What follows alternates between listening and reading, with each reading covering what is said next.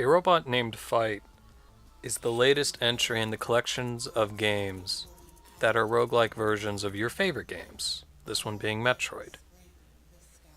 And if you played Metroid, you know how to play this game. You gotta jump, you got an arm cannon, and you gotta figure out a way to get from point A to point B, as long as that way involves going to point C, D, E, F, G, and then B. What makes this game different, though, is since it's a roguelike, every time you die, you go back to the beginning. You only got that one chance to get there. Every time you run through, you'll have different upgrades to pick up, and thank God, the doors will respond accordingly to it. What is nice, though, is that there is many items that fulfill the same role, such as fire-based items, or small crevices items, or rocket items. Gives the game more variety and keeps you from having to get the slide every run, or the flamethrower every run.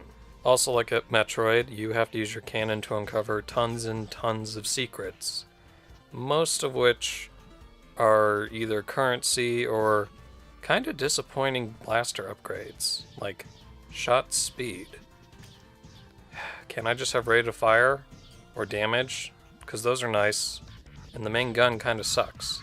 If you don't pick up a weapon upgrade before the first boss, you're pretty much going to lose to that boss. One thing that does get really on my nerves is the game loves hidden walls and breakable tiles.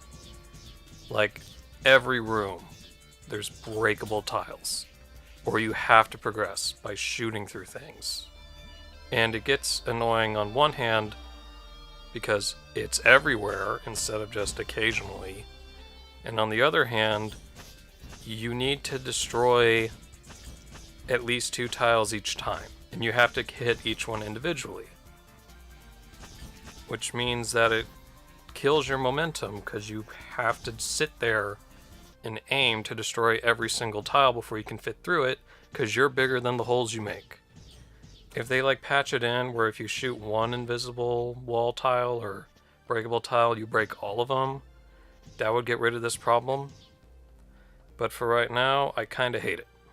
I'm trying to get through this place fast because I've been through it multiple times before. This is a Metroid game, so I don't want to have to constantly stop to redo this. Another thing I don't like having to constantly stop to do is fighting the enemies. They do drop health a lot, and you'll want to kill them when you first start, because you don't start with maximum health. But once you do have maximum health, they only might drop the currency, which you use to purchase things at the store, which might not spawn. So, a lot of good that does. And even if you do get to the store, they might just be the boring power-ups instead of a new gun or something. They are updating it at a decent rate. They added seeded runs in the most recent update as of filming this. So the game will probably get better over time, although I'd like to say that it is finished, unlike Dead Cells. So if you like what you see, pick it up and try to beat the meat.